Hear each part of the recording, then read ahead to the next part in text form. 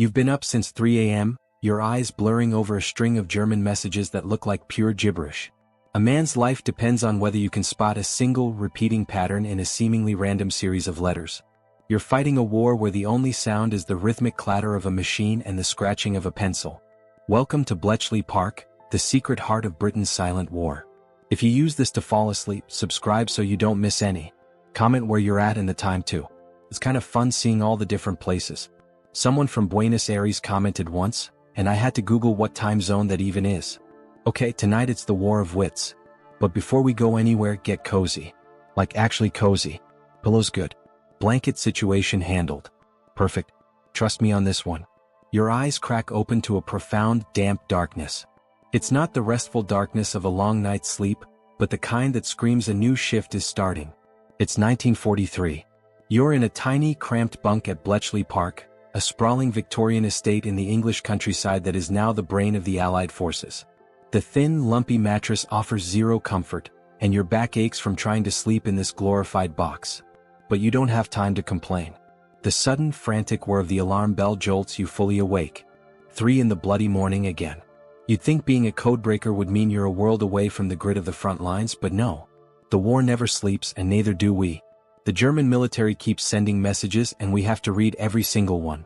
Rise and shine, genius, a raspy whisper comes from the bunk below you. It's a young woman named Alara, a mathematician who can solve complex equations in her head but can't seem to make a decent cup of tea. The night's traffic is waiting. Your head, still thick with sleep, protests, but you roll out of bed anyway, the freezing floorboards biting at your bare feet. The rough wool blanket slips from your shoulders. You pull on your uniform, the coarse fabric still stiff with the sweat and starch from yesterday's laundry.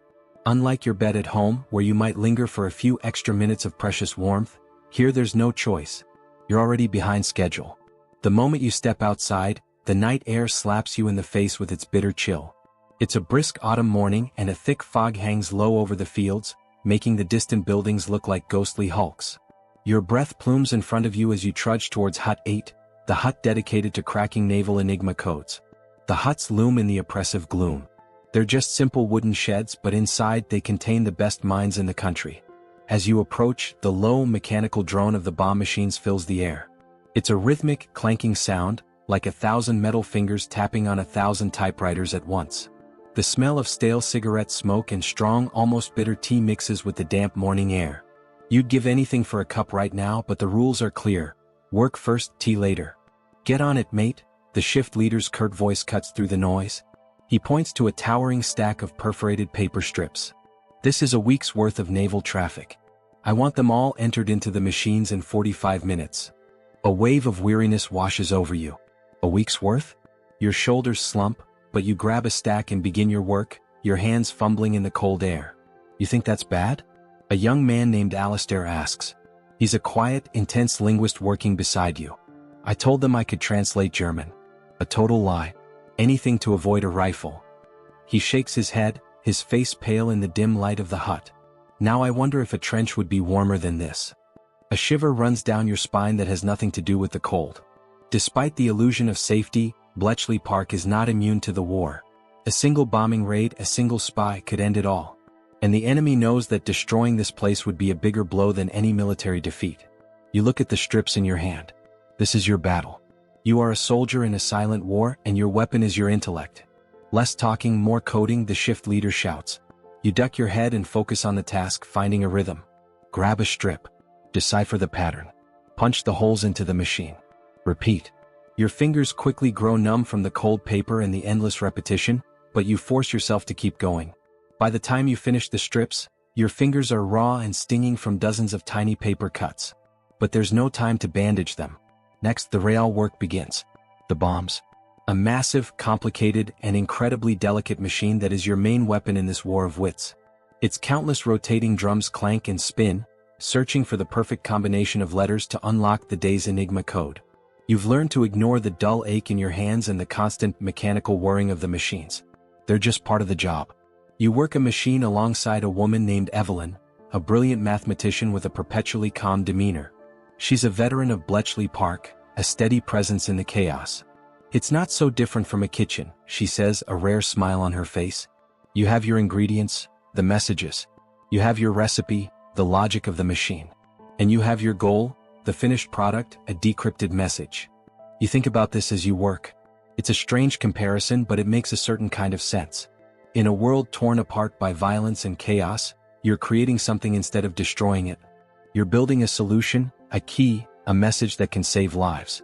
It's not the glory you might have imagined when the war began, but it's something real, something necessary. Your contribution to the war effort. The sun is finally up, and the hut is humming with a tense, focused energy. You feel the collective weight of the work. You are a small but essential cog in a massive machine.